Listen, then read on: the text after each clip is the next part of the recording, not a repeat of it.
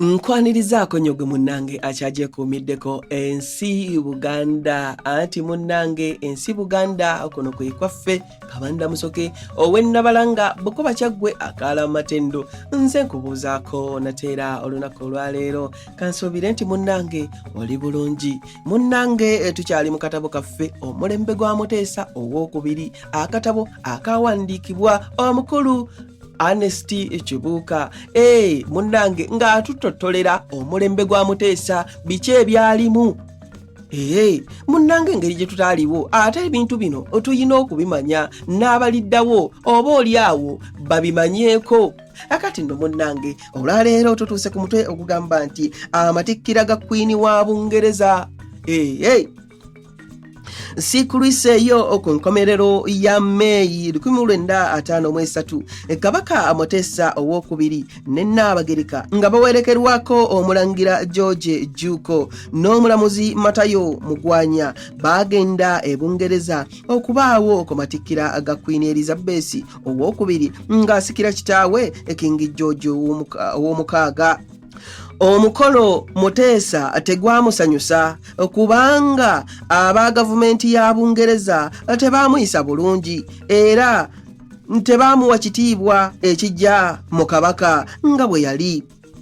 Empapula z'amawulire mu Uganda ensonga eyo zaajogerako nnyo nga zitegeeza nga kabaka wa Buganda bw'ataaweebwa kitiibwa mu matikkira ago so nga waaliwo abafuzi abalala era abaali bava mu matwale ga Bungereza nga Sultaani wa Zanzibar abassibwamu ekitiibwa ekiyitiridde ne baweebwa n'ebigaali ebisindikibwa embalaasi omutambulira abantu abakulu ku mikolo ng'egyo. Ne Queen Charlotte eyali afuga obuzinga bw'ettonga mu liyanja lya Pacific yayisibwa mu ngeri eyali ey'ekitiibwa okusinga ekyaweebwa kabaka wa Buganda eyali afuga abantu abasoba mu kakadde akamu n'ekitundu so nga Queen Charlotte yali afuga abantu emitwalo 5 bwe giti jokka bwe giti kabaka yatambulira mu takisi. Kale n'owulira ejjoogo engeri kabaka gye yayisibwamu ku mulundi ogwo kyalowoozesa Abaganda nti kabaka yafutyankibwa.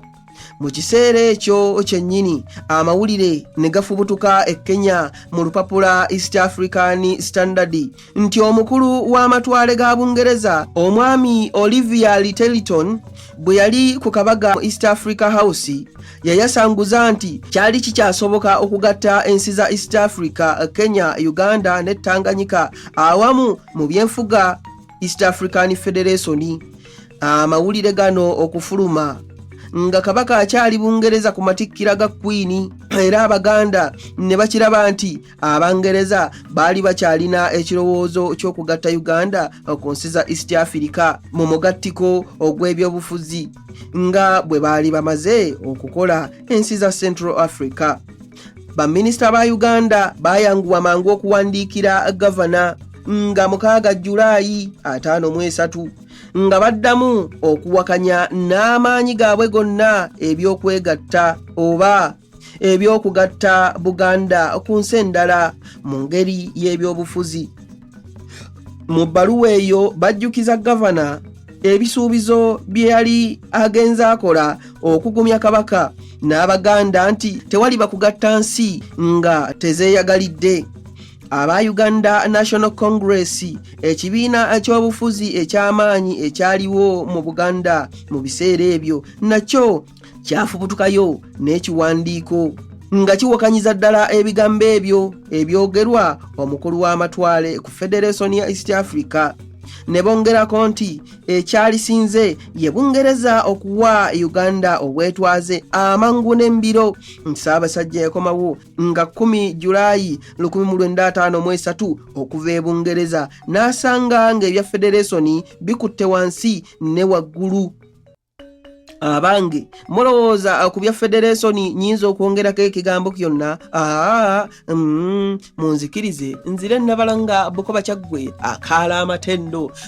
Tuddingana ate mu kitundu ekirala ng'ate nkuwa munnange ebirala. Ayi Katonda kuuma Nnamulondo.